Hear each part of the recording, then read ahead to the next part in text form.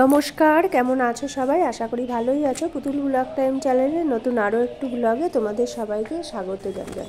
তো আজ বুধবার আর এখন বাজে সকাল 8টা। আর আমাদের আজকে একটু পিকনিকের করবো বলে আমরা এই বাড়িতে এসেছি।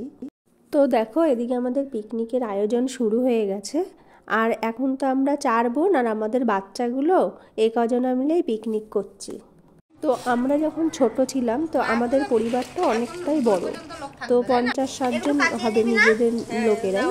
তো জ্যাঠা কাকা সবাই মিলে, তো সবাই মিলে তখন আমাদের ছাদে ন্যাড়া ছাদ ছিল, তিরপলটা নিয়ে পিকনিক করতাম। কিন্তু তখন খুব আনন্দ হতো।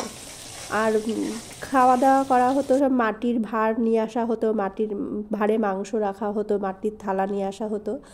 তো এখন তো সকাল থেকেই আয়োজন চলতো পিকনিকের। কেউ বাজার করতো, কেউ রান্না করতো, আর বাড়ির ছেলেরাই এগুলো করতো।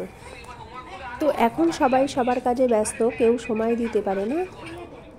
তোমাদের সাথে গল্প করতে করতে আমাদের পিকনিকের রান্নাবান্না কমপ্লিট হয়ে গেছে, আর আমাদের এদিকে খাওয়া দাওয়া শুরু হয়ে গেছে। দেখা হবে পরের একটি ব্লগে। ততক্ষণ সবাই সুস্থ থাকবে, ভালো থাকবে। টাটা।